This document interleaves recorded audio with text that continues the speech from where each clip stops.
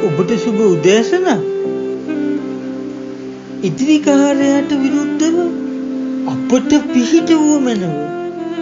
මක්නිසාද මනුෂ්‍යයාගේ පිහිට නිෂ්ඵලය. ගීතාවලිය 108 වෙනි පරිච්ඡේදයේ 12 වෙනි වගන්තිය. අපට විරුද්ධව කවුරු ආවත් දෙවියන් වහන්සේ අපිත් එක්ක නම් බය වෙන්න දෙයක් නැහැ නේද? ඒ නිසා මනුෂ්‍යව නෙවෙයි නොවෙනස් වෙන එකම ජීවමාන දෙවියන් වහන්සේව බලාපොරොත්තු වන්න. ඔබට සුබ දවසක්. ජේසු පීඨයි.